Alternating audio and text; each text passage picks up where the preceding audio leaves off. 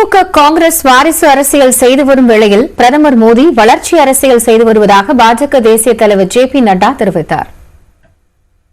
உத்வேகத்துடன் தொண்டர்கள் பணியாற்றினால் தமிழ்நாட்டில் பாஜகவால் ஆட்சியை பிடிக்க முடியும் என பாஜக தேசிய தலைவர் ஜே.பி. நட்டா தெரிவித்துள்ளார்.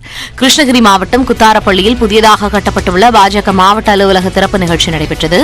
இதில் கலந்து கொண்ட பாஜக தேசிய தலைவர் ஜே.பி. நட்டா மாவட்ட அலுவலகத்தை திறந்து வைத்தார். அது அவருடைய திட்டம். அதன் கட்டமாக நம்முடைய தேசிய தலைவர்கள் தொடர்ந்து திருச்சி, புதுக்கோட்டை, தேனி, தருமபுரி உள்ளிட்ட 9 மாவட்டங்களில் பாஜக மாவட்ட அலுவலகங்களை அவர் காணொலி காட்சி வாயிலாக திறந்து வைத்தார்.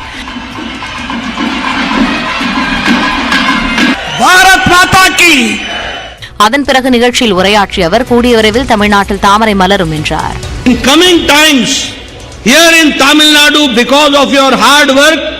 Lotus is going to blossom here in Tamil Nadu. The mass following, you will be happy to note that BJP has got 180 million membership, 18 crore membership, which is the world's largest political party, we have to understand. இந்நிகழ்ச்சியில் மத்திய அமைச்சர் L Murugan, தமிழக பாஜக தலைவர் அண்ணாமலை உள்ளிட்ட பலர் கலந்து கொண்டனர். முன்னதாக அதிமுகவுடன் கூட்டணி தொடருமா என்ற கேள்விக்கு ஜே.பி. நட்டா பதிலளிக்காமல் சென்றுவிட்டார்.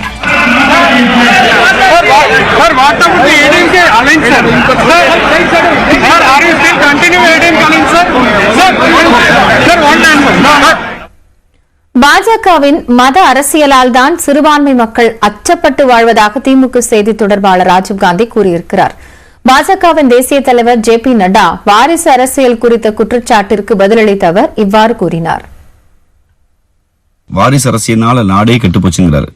அவங்க பேசுகிற மத வெறியினால சிறுபான்மை மக்கள் நாங்க தொழுகிற இடங்கள்ல, நாங்க வணங்குகிற இடங்கள்ல எங்களுக்கு உரிமை இல்லைன்னு இன்செக்யூர் ஃபீல்ட்ல இந்தியா முழுக்க இருந்தாங்க. ஹிந்தி மட்டுமே பெருசு சொல்லி பாஜக என்ற பிரச்சாரத்துல மற்ற மாநில மொழிகள்லாம் அச்சப்படக்கூடிய சூழல் இருக்கு. உடை குறித்து, ஹிஜாப் குறித்து பாஜக பண்ண பெரிய விவாதங்கள்ல ஒரு பண்பாட்டு சீரழி வந்திருக்கு. ஊட்டியில் பள்ளியில் கொடுக்கப்பட்ட இரும்புச்சத்து மாத்திரைகளை அதிக அளவில் சாப்பிட்ட 8ஆம் வகுப்பு மாணவி உயிரிழந்திருக்கிறார். தலைமை ஆசிரியர் மற்றும் ஆசிரியர் பணியிடை நீக்கம் செய்யப்பட்டுள்ளனர். மாணவியின் மரணத்திற்கு யார் பொறுப்பு? இந்த தொகுப்பில் பார்க்கலாம்.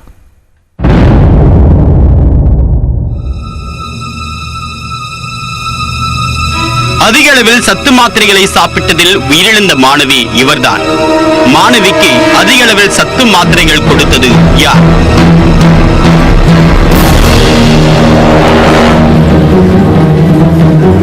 நீலகிரி மாவட்டம் உதகை காந்தல் பகுதியில் நகராட்சி உருது நடுநிலைப் பள்ளி இயங்கி வருகிறது. இங்கு 249 மாணவ மாணவிகள் படித்து வருகின்றனர். இந்த பள்ளி மாணவ மாணவிகளுக்கு சுகாதாரத்துறை மூலமாக இரும்புச்சத்து மற்றும் போலிக் மாத்திரைகள் கடந்த 6ஆம் தேதி வழங்கப்பட்டுள்ளன. இதில் ஒரு சில மாணவிகளுக்கு அதிக அளவில் மாத்திரைகள் கிடைத்துள்ளன. அப்போது யார் அதிகமாக சத்து மாத்திரைகளை உட்கொள்வது என்று மாணவ மாணவிகளிடையே போட்டி ஏற்பட்டுள்ளது. இதில் 8ஆம் வகுப்பு மாணவிகள் 4 பேர் அளவுக்கு அதிகமாக ஊட்டச்சத்து மாத்திரைகளை உட்கொண்டுள்ளனர். ஒருவர் 45 மாத்திரைகளும் 3 பேர் தலா 30 மாத்திரைகளும் உட்கொண்டதாக தெரிகிறது. அளவுக்கு அதிகமாக சத்து மாத்திரைகளை எடுத்துக்கொண்ட 4 மாணவிகளும் மயக்கம் அடைந்தனர். அந்த மாணவிகளை உதகை அரசு மருத்துவமனையில் தீவிர சிகிச்சை பிரிவில் அனுமதித்தனர். அங்கு முதல் உதவி சிகிச்சை அளிக்கப்பட்டு கோவை அரசு மருத்துவக் கல்லூரி மருத்துவமனைக்கு அனுப்பி வைத்தனர். 45 மாத்திரைகள் உட்கொண்ட மாணவி ஜெய்னபா பாத்திமாவுக்கு கல்லீரல் பாதிக்கப்பட்டது. இதனால் மாணவியை சென்னை ஸ்டான்லி அரசு மருத்துவமனைக்கு சிகிச்சைக்கு அனுப்ப முடிவு செய்யப்பட்டது. சென்னைக்கு ஆம்புலன்ஸில் மாணவி அனுப்பப்பட்ட நிலையில் சேலம் அருகே சென்று கொண்டிருந்த போது பாத்திமாவுக்கு மூச்சு திணறல் ஏற்பட்டுள்ளது. ஆம்புலன்ஸ் பணியாளர்கள் சேலம் மோகன் குமாரமங்கலம் அரசு மருத்துவக் கல்லூரி மருத்துவமனையில் மாணவியை அனுமதித்துள்ளனர். அங்கு சிகிச்சை அளிக்கப்பட்ட நிலையில் சிறிது நேரத்தில் அவர் உயிரிழந்தார். இந்த டேப்லெட் வந்திருக்கு வந்து எல்லாம் கொடுத்துருக்காங்க இல்லையான்னு தெரியலைங்க.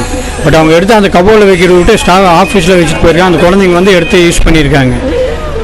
சரிங்களா, அதுதான் நடந்தது. அதுக்கப்புறம் எனக்கு ஃபோன் பண்ணாங்க, எங்கே அந்த மாதிரி குழந்தைங்க வந்துட்டு மயக்கப்பட்டு விடுங்க, எந்திரிக்க முடியறதில்லை அப்படின்ட்டு. அப்படி நான் ஓடி போய் நம்ம வண்டியில் தான் போட்டு நம்ம ஜிஹெச்க்கு கொண்டு போய் காமிச்சு அங்கே எல்லாம் ப்ரொசீஜர் பண்ணி அங்கேருந்து கோயம்புத்தூர் ஜிஹெச்க்கு ரெஃபர் பண்ணி விட்டாங்க சார். அப்போ 3 குழந்தைங்க கொஞ்சம் சுமாராக இருந்தாங்க. நேற்று மறுபடியும் அது ஒரு குழந்தைக்கு அதே மாதிரி ஆயிருக்குங்க. நம்ம குழந்தைக்கு ரொம்ப சிவியர் ஆயிடுச்சு. கல்லீரல் எல்லாம் ரொம்ப பாதிச்சுன்னு சொல்லிட்டு மெட்ராஸ்க்கு ரெஃபர் பண்ணியிருந்தாங்க. அந்த ஆம்புலன்ஸில் போட்டு இங்கே நம்ம ஜிஹெச்க்கு இந்த ஜிஹெச்க்கு வர குழந்தையோட கண்டிஷன் ரொம்ப அன்கண்டிஷன் ஆயிடுச்சு. உள்ளே எடுத்து வச்சு இசிஜி எல்லாம் செக் பண்ணாங்க, முடியலைங்க சார்.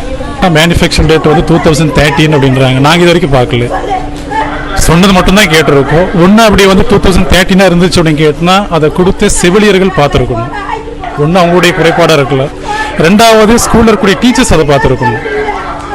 அதை பார்த்துருந்தோம் அப்படின்னு கேட்டினா இந்த உயிரை வந்து நம்ம காப்பாற்றிருக்கலாங்க. நாங்கள் வலியுறுத்துறது என்ன அப்படின்னு கேட்டினா, நீங்கள் ஒரு டேப்லெட்டை ரெஃபர் பண்ணுறீங்க அப்படின்னா அது மேனுஃபேக்சரிங் டேட்டு, அது கரெக்டான டேப்லெட் அப்படின்னு சொல்லி பார்த்து அதுக்கப்புறம் ரெஃபர் பண்ணி கொடுங்க. மாத்திரை சாப்பிட்ட மற்ற 3 மாணவிகளில் மேலும் ஒருவருக்கு கல்லீரலில் லேசான பாதிப்பு இருப்பதாகவும் மீதமுள்ள 2 நலமாக இருப்பதாகவும் கோவை அரசு மருத்துவமனை முதல்வர் நிர்மலா தெரிவித்துள்ளார். குழந்தைகளுக்கான ஊட்டச்சத்து மாத்திரை வாரம் ஒருமுறை மதியம் சாப்பிட்ட பிறகு அதற்காக நியமிக்கப்பட்ட ஆசிரியர்கள் மேற்பார்வையில் மாணவர்களுக்கு வழங்கப்பட வேண்டும். மாத்திரைகள் மொத்தமாக மாணவிகளுக்கு கிடைத்தது எப்படி என்று தெரியவில்லை என்று சுகாதாரத்துறை பணிகள் துணை இயக்குநர் பாலுசாமி தெரிவித்திருக்கிறார். மாணவிகளுக்கு அதிக அளவில் மாத்திரை கிடைத்தது குறித்து கல்வித்துறை அதிகாரிகள் விசாரணை மேற்கொண்டு வருகின்றனர். மாணவி பலியானதை தொடர்ந்து நகராட்சி உருது பள்ளி தலைமை ஆசிரியர் முகமது அமீன், பள்ளி ஆசிரியர் மற்றும் கண்காணிப்பு அலுவலர் கலைவாணி ஆகியோர் பணியிடை நீக்கம் செய்யப்பட்டுள்ளனர். இந்நிலையில் உயிரிழந்த மாணவி ஜெய்பா பாத்திமாவின் குடும்பத்தினருக்கு இரங்கல் தெரிவித்துள்ள முதலமைச்சர் மு க ஸ்டாலின் 3 லட்சம் ரூபாய் நிதியுதவி வழங்கப்படும் என்றும் அறிவித்துள்ளார். மேலும் சிகிச்சை பெற்று வரும் மாணவிகளின் குடும்பத்தினருக்கு தலா 1 லட்சம் ரூபாய் நிதியுதவி வழங்கவும் உத்தரவிட்டுள்ளார்.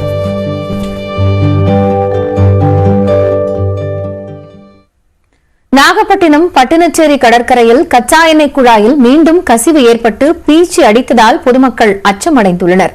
நாகூர் பட்டினச்சேரி கடற்கரையில் சென்னை பெட்ரோலிய கழக நிறுவனத்திற்கு சொந்தமான கச்சா எண்ணெய் குழாயில் கடந்த 2ஆம் தேதி கசிவு ஏற்பட்டது. இதனால் கடல் நீரில் கச்சா எண்ணெய் கலந்ததால் அப்பகுதியில் சுவாச கோளாறு ஏற்பட்டதாக மீனவ கிராம மக்கள் குற்றம் சாட்டினர். அடுத்தடுத்து 2 முறை கசிவு ஏற்பட்ட போதும் தொழில்நுட்ப வல்லுநர்கள் மூலம் சரி செய்யப்பட்டதாக சிபிசிஎல் நிறுவனம் தெரிவித்தது. ஆனால் எண்ணெய் குழாயை முற்றிலும் அகற்ற வேண்டும் என்று மீனவர்கள் போராட்டத்தில் ஈடுபட்டனர். இதனிடையே குழாயில் கச்சா எண்ணெய் செலுத்த மாவட்ட நிர்வாகமும் தடை விதித்திருந்தது. இந்நிலையில் இன்று குழாயில் பம்பிங் செய்ததால் கச்சா எண்ணெய் பீச்சி அடித்து கடலில் கலந்தது.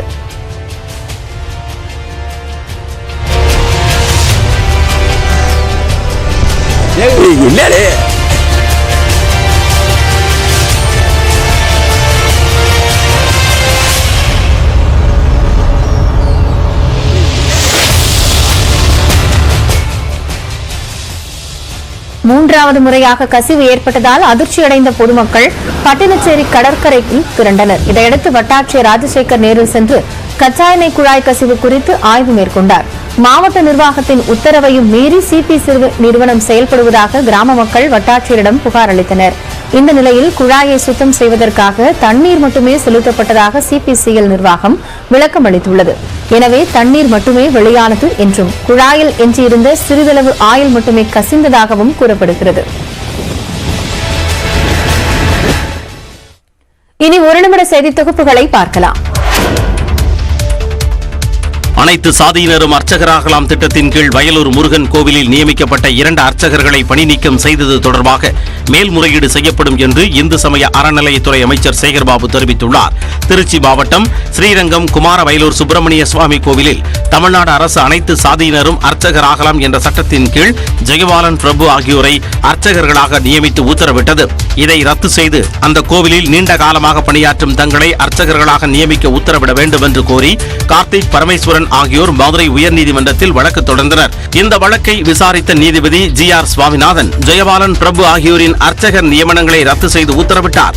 இந்த நிலையில் செங்கல்பட்டில் செய்தியாளர்களிடம் பேசிய இந்து சமய அறநிலையத்துறை அமைச்சர் சேகர்பாபு உயர்நீதிமன்ற மதுரை கிளை நீதிபதி வழங்கிய தீர்ப்பை எதிர்த்து கோயில் நிர்வாகம் சார்பில் வழக்கு தொடரப்படும் என்று கூறினார். நிச்சயமாக அந்த குமரவயலூர் முருகன் திருக்கோயிலில் மதுரை கிளை நீதிமன்றத்துடைய அந்த உத்தரவை எதிர்த்து சட்ட வல்லுநர்கள் ஆய்வுக்கு பிறகு மேல்முறையீடு நிச்சயம் இந்து சமய அறநிலையத்துறை அந்த திருக்கோயில் சார்பிலே மேற்கொள்ளப்படும். இந்த வழக்கில் 8 வாரங்களில் பரிசீலித்து முடிவு செய்ய நீதிமன்றம் ஏற்கனவே உத்தரவிட்டிருந்தது குறிப்பிடத்தக்கது.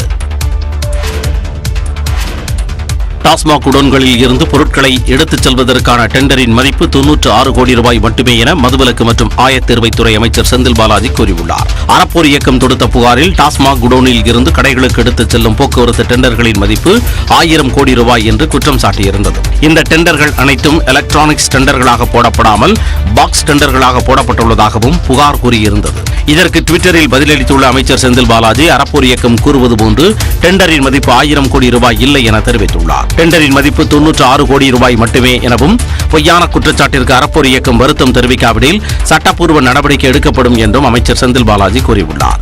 மொத்தம் 43 குடோன்கள்ல இருந்து எடுத்து செல்லக்கூடிய டெண்டர் ஒரு வருஷத்துக்கு மொத்தமே 96 கோடி தான் டெண்டருடைய மதிப்பு. எவ்வளோ? 96 கோடி ஒரு ஆண்டுக்கு டெண்டர் மதிப்பு. ஆனால் அதில் 1000 கோடின்னு கொடுத்துருக்காங்க.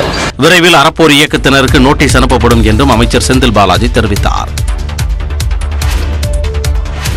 பிளஸ் 2 பொதுத் தேர்வுகள் வரும் திங்கட்கிழமை தொடங்க உள்ள நிலையில் விரிவான வழிகாட்டு நெறிமுறைகளை அரசு தேர்வுத்துறை வெளியிட்டுள்ளது. தமிழ்நாடு மற்றும் புதுச்சேரியில் பிளஸ் 2 பொதுத் தேர்வை 8,51,303 மாணவர்கள் எழுதவுள்ளனர். தமிழ்நாட்டில் 3,185 மையங்களிலும் புதுச்சேரியில் 40 மையங்களிலும் தேர்வு எழுத ஏற்பாடு செய்யப்பட்டுள்ளது. இந்நிலையில் அரசு தேர்வுத்துறை வெளியிட்டுள்ள வழிகாட்டு நெறிமுறையில் தேர்வறையில் மாணவர்கள், ஆசிரியர்கள் செல்போனை பயன்படுத்த தடை விதிக்கப்பட்டுள்ளது. தேர்வில் ஆள்மாறாட்டம் செய்தால் பிடிபடும் மாணவர் அல்லது மாணவி தேர்வெழுத வாழ்நாள் தடை விதிக்கப்படும் என்றும், காப்பி அடித்தல், விடைத்தாள்களை மாற்றி எழுதுதல் உள்ளிட்ட முறைகேடுகளில் ஈடுபட்டால் பிடிபடும் மாணவர் அல்லது மாணவி ஓராண்டு தேர்வெழுத தடை விதிக்கப்படும் என தெரிவிக்கப்பட்டுள்ளது. ஒழுங்கீன செயல்களுக்கு உடந்தையாகவோ அல்லது ஊக்கப்படுத்தவோ பள்ளி நிர்வாகம் முயன்றால் பள்ளியின் அங்கீகாரம் ரத்து செய்யப்படும் எனவும் எச்சரிக்கப்பட்டுள்ளது. தேர்வு முறைகேடுகளை தடுக்க 3100 பறக்கும் படைகள் அமைக்கப்பட்டுள்ளதாகவும், வினாத்தாள் கட்டுக்காப்பு மையத்தில் துப்பாக்கி ஏந்திய போலீசார் 24 மணி நேரமும் பாதுகாப்பில் ஈடுபடுவார்கள் எனவும் அரசு தேர்வுகள் துறை அறிவித்துள்ளது.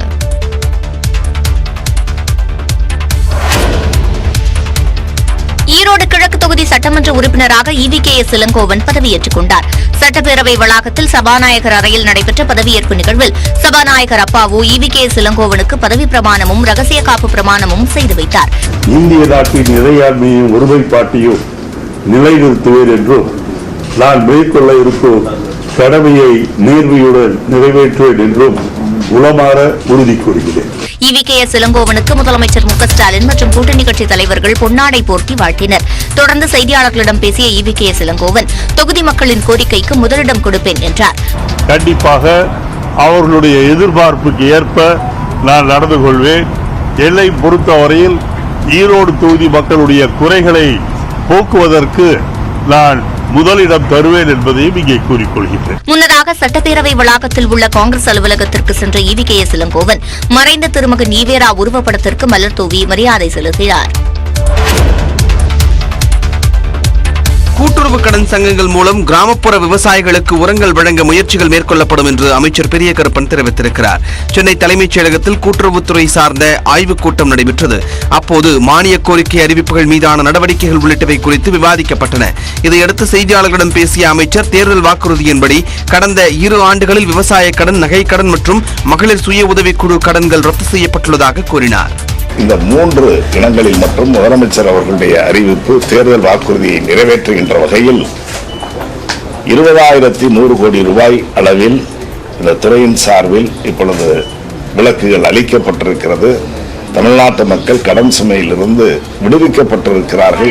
மேலும் கூட்டுறவு கடன் சங்கங்கள் மூலம் உரங்கள் வழங்கவும் நடவடிக்கை எடுக்கப்பட்டுள்ளதாக தெரிவித்தார். குறிப்பா அதுல ஒரு 25-30% வரை அவர்களுக்கு உரமாகவே நேரடியாக வழங்குவதற்கான வாய்ப்புகளும் இருக்கிறது. ஆகவே கடந்த காலங்களை விட இனி எதிர்காலத்தில் எல்லா வகையான உரங்களும், இயற்கை உரங்களாக இருந்தாலும் சரி, மற்ற வகையில் ரசாயன உரங்களாக இருந்தாலும் அவற்றையும் கிடைப்பதற்கு முயற்சிகள் மேற்கொள்ளப்படும். தொடர்ந்து பேசிய அமைச்சர், கூட்டுறவு சங்க தேர்தல் தொடர்பாக முறைப்படுத்துவதற்கான பணிகள் முடிந்த பிறகு தேர்தல் பணிகள் தொடங்கும் என்றும் தெரிவித்தார். திருச்சி மாவட்டம் முசிறி அருகே அரசு பள்ளியில் சக மாணவர்கள் தாக்கியதில் 10ஆம் வகுப்பு மாணவன் உயிரிழந்த சம்பவம் சோகத்தை ஏற்படுத்தியுள்ளது. தொட்டியம் பாலசமுத்திரம் பகுதியில் உள்ள அரசு மேல்நிலைப்பள்ளி வளாகத்தில் மாணவர்கள் அமர்ந்து படித்துக் கொண்டிருந்த போது சிறு சிறு கற்களை தூக்கி போட்டு விளையாடியுள்ளனர். இதனால் பிரச்சனை ஏற்பட்ட நிலையில் மௌலீஸ்வரன் என்ற மாணவனை சக மாணவர்கள் 3 பேர் தாக்கியதாக கூறப்படுகிறது. இதில் படுகாயமடைந்தவரை தொட்டியம் அரசு மருத்துவமனைக்கு அழைத்துச் சென்றுள்ளனர். அங்கு மௌலீஸ்வரனை பரிசோதித்த மருத்துவர்கள் அவர் இறந்துவிட்டதாக தெரிவித்துள்ளனர். இதையடுத்து உடல் பிரேத பரிசோதனைக்காக நாமக்கல் அரசு மருத்துவமனைக்கு அனுப்பப்பட்டது. இதனிடையே பள்ளி வளாகத்தை முற்றுகையிட்ட மௌலீஸ்வரனின் உறவினர்கள் போராட்டத்தில் ஈடுபட்டனர். ஸ்கூல்ல அடிச்சுக்கிட்டு பசங்க சாகிற அளவுக்கு, உயிர் போற அளவுக்கு ஒரு பிரச்சனை நடக்குது. இன்ன வரையிலும் ஒரு தகவல் சொல்லலைங்கிற போது இது ஸ்கூல் நிர்வாகம் தான் எங்களுக்கு பொறுப்பு. அவங்க என்னங்கிறது பதில் சொல்லணும். உறவினர்களின் போராட்டத்தால் திருச்சி நாமக்கல் சாலையில் போக்குவரத்து பாதிக்கப்பட்டது.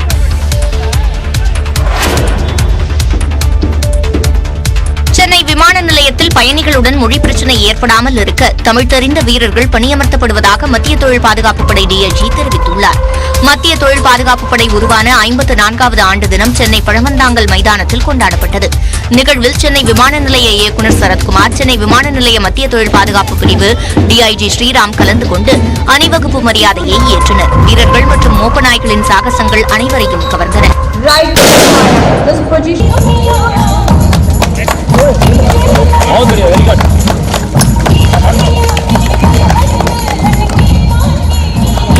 செய்தியாளர்களிடம் பேசிய மத்திய தொழில் பாதுகாப்பு படை டிஐஜி ஸ்ரீராம், பயணிகளுடன் மொழி பிரச்சினை ஏற்படாமல் இருக்க வீரர்களுக்கு பயிற்சி வழங்கப்படுவதாக தெரிவித்தார். இது முயற்சி செஞ்சுட்டு இருக்கோம். இது தொடர்ந்து நிறைய இடத்துல பாத்தீங்கன்னா எங்கெல்லாம் பேசஞ்சர் இன்டர்ஃபேஸ் இருக்கோ அங்கெல்லாம் கண்டிப்பா ஒரு தமிழ் தெரிஞ்ச ஒருத்தர் கண்டிப்பா இருப்பாங்க. மத்திய தொழில் பாதுகாப்பு படையில் பெண்கள் பங்கு அதிகம் உள்ளதாகவும் கூறினார். முத்திரைத்தாள் கூடுதல் விலைக்கு விற்பனை செய்வோர் மீது கடும் நடவடிக்கை எடுக்கப்படும் என்று பத்திரப்பதிவுத்துறை எச்சரிக்கை விடுத்துள்ளது. தமிழ்நாட்டில் சொத்து விற்பனை, வாடகை ஒப்பந்தம், கடன் பத்திரம் உள்ளிட்ட பல்வேறு விவகாரங்களுக்காக முத்திரைத்தாள் பயன்படுத்தப்படுகிறது. முத்திரைத்தாள்களில் குறிப்பிட்டுள்ள விலையின் அடிப்படையிலேயே அவற்றை விற்பனை செய்ய வேண்டும் என்று அரசு உத்தரவு பிறப்பித்துள்ளது. ஆனால் கூடுதல் விலைக்கு விற்பனை செய்வதாக பதிவுத்துறைக்கு புகார்கள் வந்ததை அடுத்து புகார்கள் மீது உடனடியாக நடவடிக்கை எடுக்க வேண்டும் என்று அனைத்து மாவட்ட பதிவாளர்களுக்கும் பத்திரப்பதிவுத்துறை உத்தரவிட்டுள்ளது. முறைகேட்டை தடுக்க முத்திரைத்தாள் விற்பனை செய்யப்படும் இடங்களில் திடீர் ஆய்வு நடத்த வேண்டும் என்றும் கூடுதல் விலைக்கு விற்பனை செய்வோர் மீது உரிய நடவடிக்கை எடுக்க வேண்டும் எனவும் அறிவுறுத்தப்பட்டுள்ளது. தொடர் வெயில் காரணமாக எலுமிச்சை பழங்களின் விலை அதிகரித்து 1 கிலோ 100 ரூபாய்க்கு விற்பனை செய்யப்படுகிறது. தென்காசி மாவட்டம் மேற்கு தொடர்ச்சி மலை அடிவார பகுதியான புளியங்குடி, சொக்கம்பட்டி, வாசுதேவநல்லூர், சிங்கிலிப்பட்டி, சங்கரன்கோவில் மற்றும் சுற்றுவட்டார பகுதிகளில் சுமார் 20,000 ஏக்கருக்கு மேலான பரப்பளவில் எலுமிச்சை சாகுபடி செய்யப்படுகிறது. இங்கு பறிக்கப்படும் எலுமிச்சம்பழங்கள் தரம் பிரிக்கப்பட்டு பொது இடத்தில் விற்பனை செய்யப்படுகிறது. தமிழ்நாட்டின் பல்வேறு மாவட்டங்களுக்கும் கேரளா மாநிலத்திற்கும் அதிக அளவில் இங்கிருந்து எலுமிச்சம்பழங்கள் விற்பனை செய்யப்படுகின்றன. இந்த நிலையில் வெயிலின் தாக்கம் அதிகரித்து வருவதால் எலுமிச்சை பழங்கள் விலை தற்பொழுது சூடுபிடித்துள்ளது. கொஞ்சம் விலை அதிகமாக இருக்கனால கொஞ்சம் மகிழ்ச்சியாக இருக்கிறாங்க. இந்த கட்டின விலையும் அதிகமாக போகும், எதிர்பார்க்கலாம். 100 ரூபா 150 ரூபாய்க்கு மேலே போகுது. கடந்த சில தினங்களுக்கு முன் 1 கிலோ எலுமிச்சம்பழம் 40 ரூபாய் முதல் 50 ரூபாய்க்கு விற்பனை செய்யப்பட்டது. தற்போது தொடர் வெயில் தாக்கத்தால் 80 ரூபாயிலிருந்து 100 ரூபாய் வரைக்கும் விற்பனையாவதால் விவசாயிகளும் வியாபாரிகளும் மகிழ்ச்சி அடைந்துள்ளனர். ஆன்லைன் ரம்மி விளையாட்டால் தற்கொலை செய்து கொண்டவர் குறித்து ஆன்லைன் ரம்மி நிறுவனத்திற்கு சிபிசிஐடி அனுப்பிய நோட்டீஸ் மீது இடைக்கால உத்தரவு பிறப்பிக்க சென்னை உயர்நீதிமன்றம் மறுத்துள்ளது. கடந்த ஆண்டில் சென்னை பெருங்குடியில் வசித்து வந்த மணிகண்டன் என்பவர் ஆன்லைன் ரம்மி விளையாட்டில் பணத்தை இழந்ததால் தனது மனைவி மற்றும் 2 பிள்ளைகளை கொலை செய்துவிட்டு தானும் தற்கொலை செய்து கொண்டார். இந்த கொலை வழக்கு தொடர்பாக விசாரணை நடத்தி வரும் சிபிசிஐடி போலீசார் மும்பையைச் சேர்ந்த கேம்ஸ் 24x7 நிறுவனத்திற்கு கடந்த மாதம் நோட்டீஸ் அனுப்பினர். இந்த நோட்டீஸை ரத்து செய்து தடை விதிக்க கோரி கேம்ஸ் 24x7 நிறுவனம் சென்னை உயர்நீதிமன்றத்தில் வழக்கு தொடுத்தது. அதில் பணம் வைத்து விளையாடும்படி யாரையும் வற்புறுத்தவில்லை என்றும் வெற்றி தோல்வியை தீர்மானிப்பதில் தங்கள் பங்கு எதுவும் இல்லை என்றும் தெரிவித்துள்ளது. ஆன்லைன் சூதாட்ட தடை சட்டத்தை கொண்டு வருவதில் ஏற்பட்ட தோல்வியால் விசாரணை என்கிற பெயரில் போலீசார் துன்புறுத்துவதாகவும் குற்றம் சாட்டியுள்ளது. இந்த வழக்கு நீதிபதி ஜி சந்திரசேகரன் முன்பு விசாரணைக்கு வந்தது. அப்போது விசாரணைக்காக தகவல்களை கேட்டு சிபிசிஐடி நோட்டீஸ் அனுப்பி இருப்பதால் இடைக்கால உத்தரவு எதுவும் பிறப்பிக்க முடியாது என நீதிபதி மறுத்துவிட்டார். மேலும் தமிழக அரசு டிஜிபி சிபிசிஐடி காவல்துறை சார்பில் பதிலளிக்க உத்தரவிட்டு விசாரணையை மார்ச் 14ஆம் தேதிக்கு தள்ளி வைத்தார்.